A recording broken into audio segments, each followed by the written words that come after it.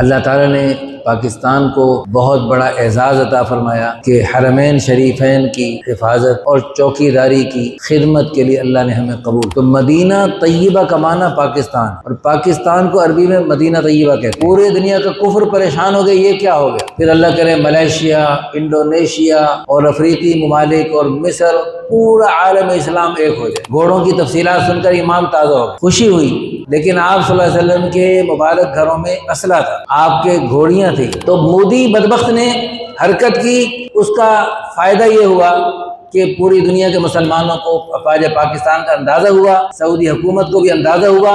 انہوں نے باقاعدہ الحمدللہ پاکستان کے لیے اپنے آپ کو پیش کیا کہ سعودی عرب معاشی مضبوط حکومت ہے، پاکستانی دفاعی مضبوط حکومت ہے. دفاعی اور معاشی مضبوط حکومتیں جب ملیں گی پوری دنیا میں مسلمانوں کا رعب بنے گا. لا تتخذوا اليهود والنصارى اولیاء.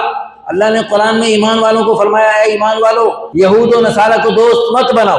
بعضهم اولیاء بعض، آپس میں تو ایک دوسرے کے دوست ہو سکتے ہیں، آپ کے لیے دشمنی ہے. الکفر ملت واحدہ، دنیا بھر کے کافر چاہے جسی مذہب سے تعلق رکھتے ہو لیکن آپس میں وہ ایک ہیں. وہ جب بھی لڑائی ہوگی مسلمانوں کے خلاف وہ بدبخت متحد ہو سکتے ہیں، اور کافروں کی مصنوعات کا بائیکاٹ مسلسل جاری رہنا چاہیے. تو سب نیت کریں کہ زندگی بھر کے لیے ان کی تمام مصنوعات سے بائیکاٹ ہے.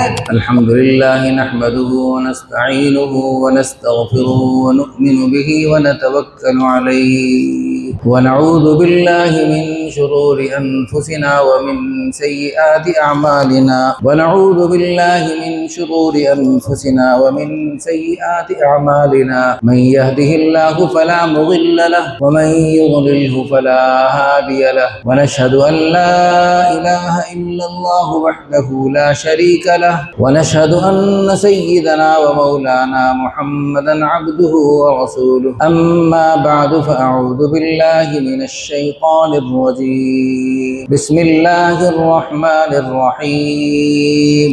قل بفضل الله وبرحمته فبذلك فليفرحوا هو خير مما يجمعون. وقال النبي صلى الله عليه وسلم خيركم من تعلم القرآن وعلمه. رب اشرح لي صدري ويسر لي امري سبحانك لا علم لنا الا ما علمتنا انك انت العليم الحكيم. انتہائی قابل احترام بھائیو، دوستو، بزرگو، الحمدللہ ثم الحمدللہ. ہر روز عجیب عجیب افسوسناک خبریں پڑھتے پڑھتے، سنتے سنتے، دیکھتے دیکھتے اللہ تعالیٰ نے تھوڑا سا ٹھنڈی ہوا کا جھونکا دیا. آج کا جمعہ یوم تشکر کے طور پہ منا رہے. اللہ تعالیٰ نے پاکستان کو، افواج پاکستان کو بہت بڑا اعزاز عطا فرمایا کہ حرمین شریفین کی حفاظت اور چوکیداری کی خدمت کے لیے اللہ نے ہمیں قبول. سب کہیں الحمدللہ. خوش ہیں؟ پھر زور سے کہیں الحمدللہ. بہت بڑی بات ہے اللہ کے پیارے گھروں کا چوکیدار بن جانا. وہ فارسی کا شاعر کہتا ہے منت منے کے خدمت سلطان ہمی کنی، منت ازو شناس کے بخدمت خدمت بگزاشتت. احسان نہ جتلا کہ بادشاہ کی تو خدمت کر رہا، یہ تو بادشاہ کا احسان، اس نے تجھے اپنی خدمت کے لیے قبول کیا. تو یہ اللہ تعالیٰ کا احسان ہے کہ اللہ پاک نے ہمیں ہمارے وطن عزیز کو حرمین شریفین کی حفاظت کے لیے سعادت نصیب فرمائی. اللہ تعالیٰ نے، میں نے پہلے بھی عرض کیا کہ پاکستان کو اور مدینہ طیبہ کو، پاکستان، استان کہتے ہیں شہر کو، مدینے کو، اور مدینہ بھی شہر کو ہی کہتے ہیں. مدینہ کا معنی ہے شہر، تو استان کا معنی بھی شہر ہے. پاک، پاک، طیبہ، پاک. تو مدینہ طیبہ کا معنی پاکستان، اور پاکستان کو عربی میں مدینہ طیبہ کہتے. تو اللہ تعالیٰ نے بہت بڑی نام کی نسبت عطا فرمائی. پھر بنیاد میں جیسے مدینہ طیبہ کی بنیادوں میں ہجرت، قربانیاں تھیں، الحمدللہ پاکستان کی بنیاد میں بھی ہجرت اور قربانی ہے. مدینہ طیبہ میں صحابہ کرام چند سو تھے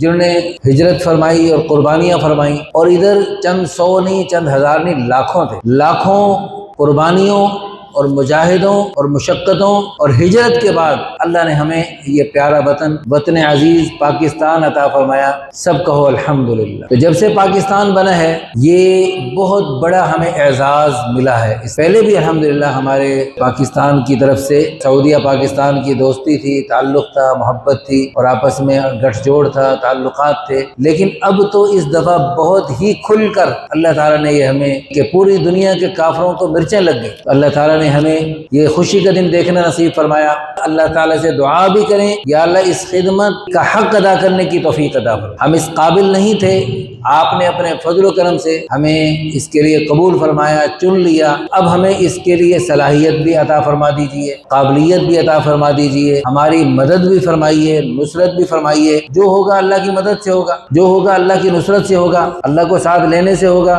اللہ تعالیٰ چاہیں گے تو پھر انشاءاللہ یہ ہماری، اور اللہ کرے یہ صرف پاکستان اور سعودیہ کا اشتراک نہ ہو، پھر اللہ کرے ملیشیا، انڈونیشیا اور افریقی ممالک اور مصر، پورا عالم اسلام ایک ہو جائے۔ اللہ کرے یہ اتحاد ایک ہو مسلم حرم کی پاسبانی کے لیے۔ یہ علامہ اقبال رحمۃ اللہ علیہ کی چاہت تھی اور تڑپ تھی۔ اللہ کرے یہ اس کی بنیاد بن جائے اور یہ بارش کا پہلا قطرہ بن جائے، اور یہ انشاءاللہ پوری دنیا کے مسلمانوں کے متحد اور متفق ہونے کی ایک بنیاد بن جائے، اور اللہ ہماری کمیوں کو دور فرمائے۔ اور اللہ تعالی ہمیں اس میں ہر اعتبار سے، ایک ہے صرف جسموں کا اتحاد ہونا، ایک ہے دلوں کا متحد ہونا، اور ایک ہے صرف ظاہری ہمارے اسلحے کی قوت ہو، ہمارے پاس ایٹم بم کی قوت ہو، باقی ہمارے پاس چیزیں ہوں۔ وہ ساری چیزیں اپنی جگہ ضروری ہیں۔ اللہ نے قرآن میں فرمایا وَأَعِدُّوا لَهُم مَّا اسْتَطَعْتُم مِّن قُوَّةٍ وَمِن رِّبَاطِ الْخَيْلِ تُرْهِبُونَ بِهِ عَدُوَّ اللَّهِ وَعَدُوَّكُمْ، کہ اپنے کافروں اور دشمنوں کے مقابلے میں تیاری رکھو،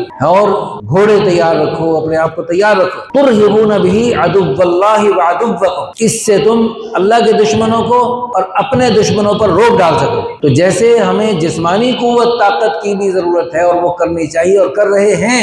الحمدللہ ہمارے ایک دوست ہیں میرے پاس، دوسری شادی کے لیے تشریف لائے، اور یہاں لاہور میں ایک بہت بڑا کلب ہے جس میں گھوڑوں کی دوڑیں اور پولو وغیرہ کی ٹریننگ ہوتی ہے۔ اس میں ان کے اپنے باقاعدہ گھوڑے ہیں۔ انہوں نے گھوڑوں کی تفصیلات بتلائیں، گھوڑوں کی تفصیلات سن کر ایمان تازہ ہو گیا، خوشی ہوئی کہ یہ گھوڑے سنت ہے۔ آپ صلی اللہ علیہ وسلم دنیا سے پردہ فرما رہے تھے، تو آپ صلی اللہ علیہ وسلم کے مبارک گھروں میں کھانے پینے کی چیزیں نہیں تھیں اور فاقے چل رہے تھے مسلسل، لیکن آپ صلی اللہ علیہ وسلم کے مبارک گھروں میں اسلحہ تھا، آپ کے گھوڑیاں تھیں۔ یہ حالانکہ اس زمانے میں بھی قیمتی جانور ہوتے تھے، اور اس زمانے میں جیسے آج کل کی گاڑیاں ہیں، مہنگی سے مہنگی گاڑیاں ہوتی ہیں، ایسے اس زمانے میں مہنگے سے مہنگے گھوڑیاں ہوتی، تو ان کی بڑی اہمیت ہوتی تھی۔ اللہ نے قرآن میں گھوڑوں کا بہت محبت سے ذکر فرمایا۔ تو الحمدللہ انہوں نے بتایا، ہمارے دوست نے، کہ پاکستان میں شاید سرگودا میں بتایا، افواج پاکستان کی طرف سے باقاعدہ جیسے ممر رباط الخیل جو اس کے قرآن میں اللہ نے ذکر فرمایا، باقاعدہ گھوڑوں کی بہت بڑی مقدار موجود ہے۔ گھوڑوں کے باقاعدہ ٹریننگ دی جاتی ہے، گھوڑوں کو پالا جاتا ہے، ان کو سکھایا جاتا ہے، ساری باتیں انہوں نے بتلائی ماشاءاللہ۔ تو یہ بہت بڑی بات ہے گھوڑوں کے ساتھ تعلق رکھنا۔ تو ایک تو جسمانی قوت بھی ہو اور اسلحے کی قوت بھی ہو، اور باقی آج کل کے جو جدید آلات ہیں ان کی بھی بھرپور تیاری ہو، اس میں بھی ہم کسی سے پیچھے نہ ہوں۔ لیکن ان سب سے بڑھ کر ایمانی قوت، روحانی قوت ہے۔ یہ ساری دنیا کے سارے اسلحے ہمارے پاس ہوں، لیکن ایمانی قوت نہیں ہے، روحانی قوت نہیں ہے، اللہ کی مدد ساتھ نہیں ہے، تو پھر ہماری کوئی حیثیت، کوئی وقت نہیں۔ اور یہ پکی بات ہے، مسلمان جب میدان میں اترتے ہیں تو وہ جو کافر ہوتے ہیں، جو ہندو وغیرہ ہوتے ہیں، وہ تو کوئی گائے کو پوج رہا، کوئی اس کا پیشاب پی کے گائے سے دعا مانگ رہا، کوئی کچھ کر رہا، کوئی حرکت کر رہا۔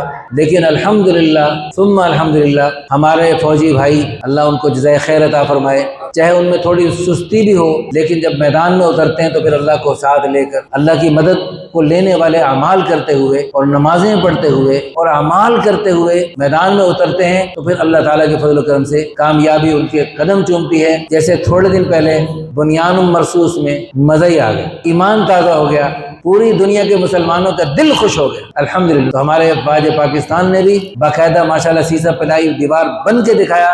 اس نام کا ایسا اللہ نے ایک روپ بنایا، نام میں بھی ایک تاثیر ہوتی ہے۔ نام میں کسی بھی چیز کا نام رکھنا ہو تو اس میں نام سوچ سمجھ کے صحیح رکھنا چاہیے۔ بچوں کے نام رکھتے ہیں، ابھی کل پرسوں مجھے لڑکی والوں کا فون آیا، انہوں نے بیٹی کا نام بتایا، انہوں نے کہا صاعقہ، اور صاعقہ کا معنی ہے بجلی کی کڑک، عذاب۔ اللہ نے قرآن میں صاعقہ کو عذاب کے طور پہ بتایا، وہ بیٹی کا نام عذاب والا نام رکھ دیا۔ میں نے کہا بالکل فوراً بدلو اس کو۔ کہتے ہیں وہ ڈگریوں میں اور سب میں ان کا نام چل رہا ہے۔ میں نے کہا ادھر بھی بدلنے کی کوشش کرو، اگر بدل جائے تو ٹھیک ہے، ورنہ رہنے دو، لیکن آپس کے بول چال میں تو نام بدل دو فوراً۔ تو کہتے ہیں کیا نام رکھے؟ میں نے کہا صاعقہ سے ملتا ہے صائمہ، صائمہ روزہ رکھنے والی۔ تو یہ قرآن میں والصائمین والصائمات، تو قرآن میں یہ نام موجود ہے تو یہ قرآنی نام ہو گیا۔ تو الحمدللہ اس کی برکت پوری دنیا نے دیکھی کہ الحمدللہ پوری دنیا میں اللہ کے فضل و کرم سے مسلمانوں پاکستان کا ایک روپ بن گیا۔